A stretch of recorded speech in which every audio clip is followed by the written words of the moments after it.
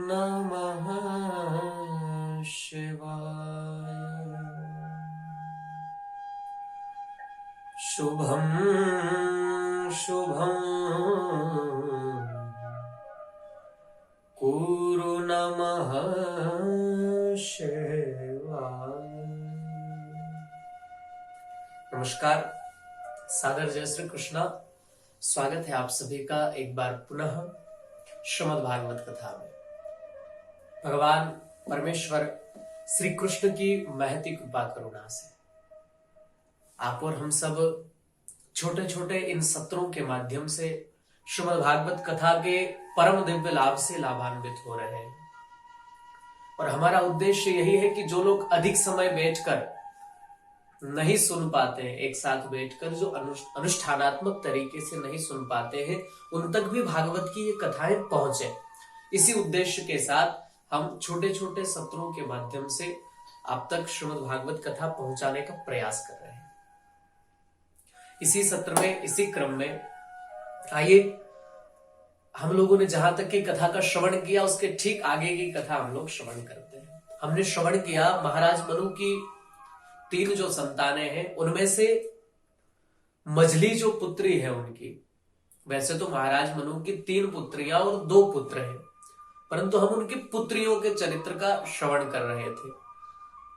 तो उनकी मझली पुत्री का विवाह जो कि देवहूति है महर्षि कर्दम के साथ हुआ। भगवान कपिल का इनके यहां अवतार हुआ और किस तरह भगवान कपिल ने माता देवहूति को सांख्य शास्त्र का उपदेश किया, अष्टांग योगों का उपदेश किया और जीव की किस तरह गति होती है, इसकी शुरुआत कहां से होती है और किस तरह के कष्ट इसको गर्भ में आने के बाद और प्रसव हो जाने के बाद भी झेलने पड़ते हैं।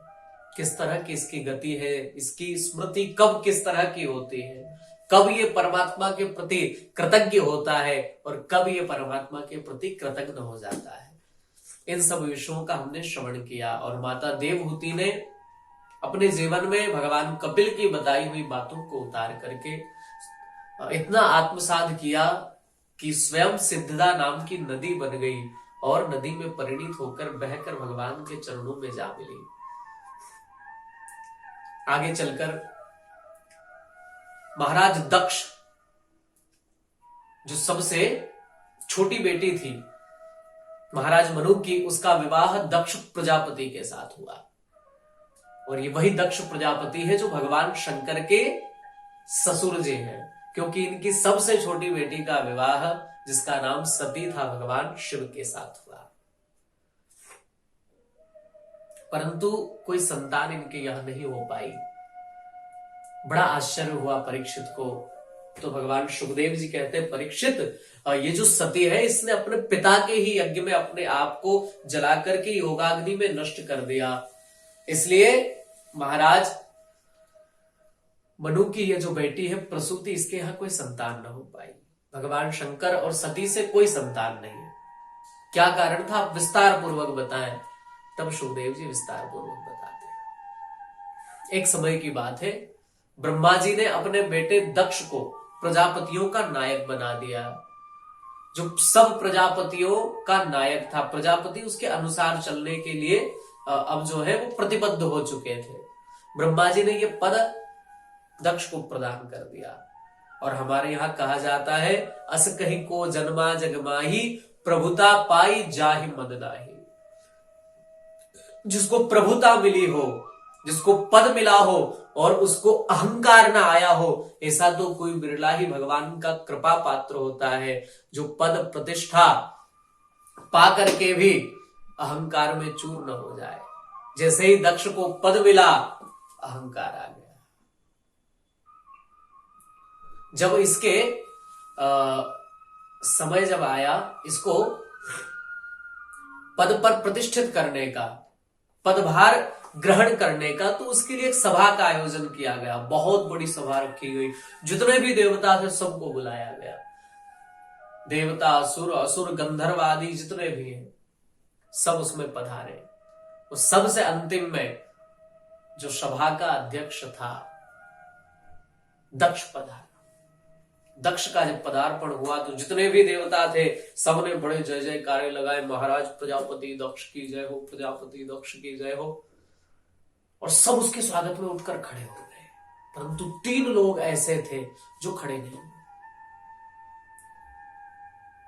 परंतु जो अभिमानी व्यक्ति होता है उसका स्वभाव होता है वो कभी भी किसी के भीतर सद्गुण देर से देखता है, वो उसके अवगुण पहले देख लेता है। ये अभिमानी व्यक्ति की निशानी है। एक अभिमानी व्यक्ति का स्वभाव ना एक मक्खी की तरह होता है। मक्खी स्वच्छ जगह पर जाकर नहीं बैठती, जहां पर गंदगी हो रही हो, जहां पर कुछ ऐसी चीज पड़ी हो जो घृणा करने योग्य है, वो ऐसी वस्तु पर जाकर बैठ जाती है। आपका पूरा शरीर बहुत अच्छा हो रहा हो, परंतु वो वहां जाकर के ही बैठेगी जहां पर कहीं घाव हो रहा है, जहां गंदगी हो रही है, ऐसी जगह पर जाकर के बैठती है। तो ठीक वैसे ही अभिमानी व्यक्ति का स्वभाव होता है।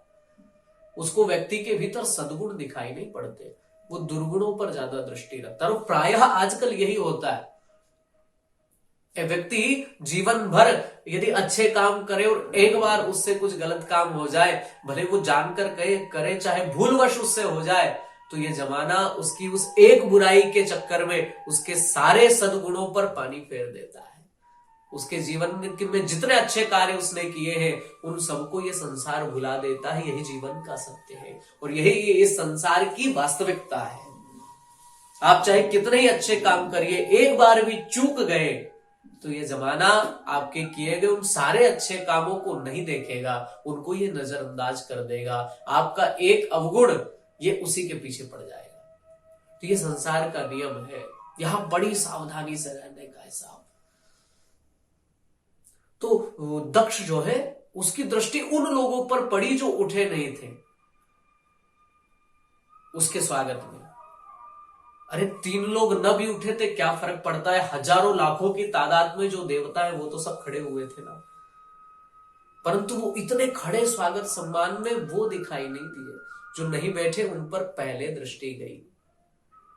मन में विचार किया, अरे ये 3 लोग मेरे स्वागत में खड़े नहीं हुए।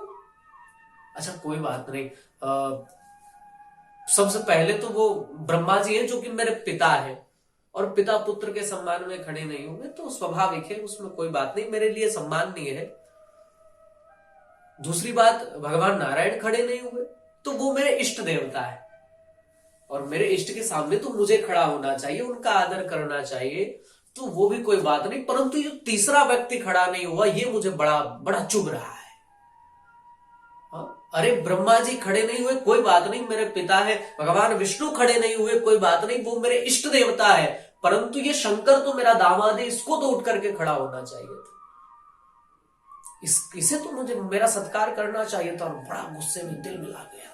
अब जो सभा का अध्यक्ष होता है उसका भाषण तो सबसे अंतिम में होता है, पर यहां ये स्थिति बनी कि दक्ष तिल मिला करके जैसे ही मंच पर पहुंचा और इसने जाकर के सीधा सबसे पहले बोलना शुरू कर दिया। कहने लगा, अरे ऐसे लोगों को कभी बुलाना ही नहीं चाहिए सभा में, जिनको मान सम्मान क्या होता है, किसी को किस प्रकार आदर दिया जाता है, इसका ही भान नहीं हो, जिसको ऐसे लोगों को कभी सभा में नहीं बुलाना चाहिए, जो यही नहीं जानते कि किसका मान सम्मान आदर कैसे करना चाहिए, और जानेगा भी कैसे। जो भला भूत प्रेतों में रहता है, स्मशान में रहता है, वो हम देवताओं के शिष्टाचार कैसे जानेगा, वो कैसे समझेगा। महाराज तिल मिला गया, बड़ा क्रोध आया।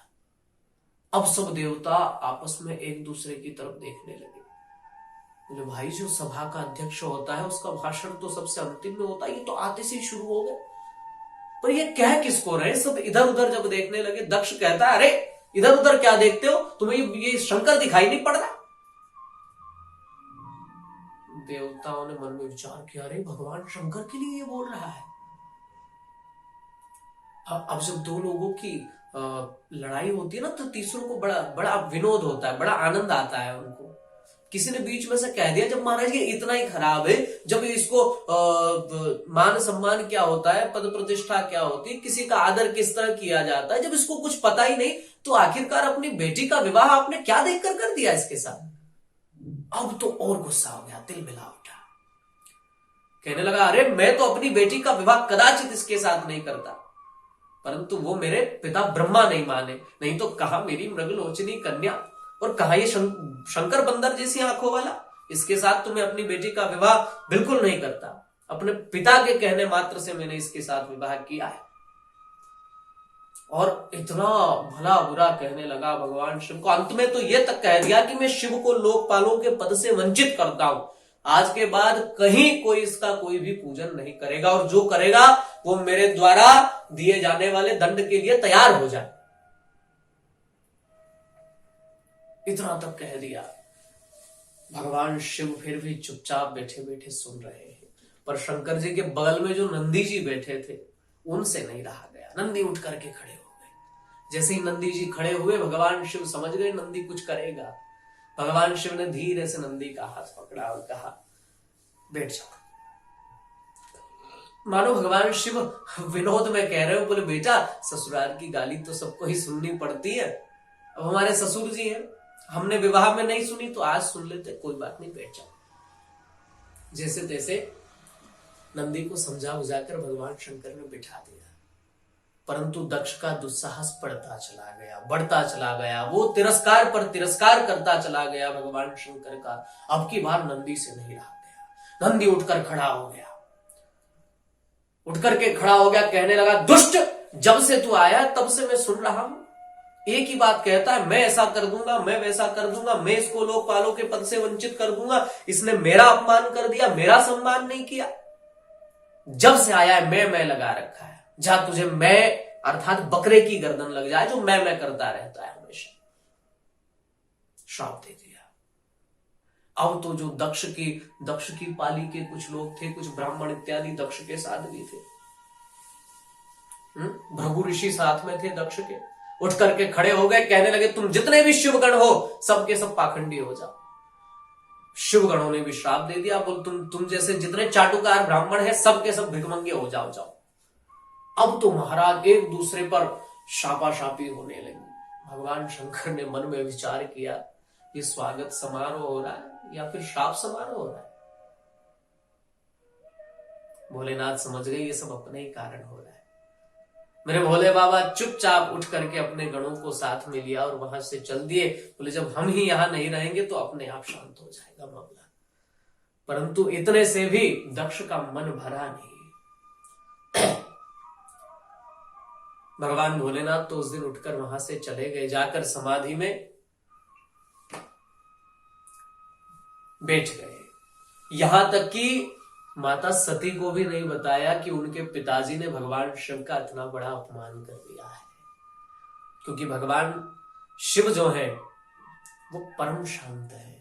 भगवान शिव कभी विरोध नहीं चाहते, भगवान शिव कभी अशांति नहीं चाहते।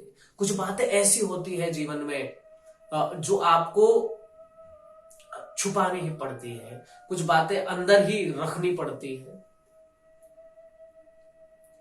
ये जीवन जो है ये बड़ा कड़वा है। कभी कभी इसका विष जो है और न तो भीतर तक ले जा सकते आप, न ही बाहर निकाल सकते। वो भगवान शिव की तरह कंठ में ही रखना पड़ता है।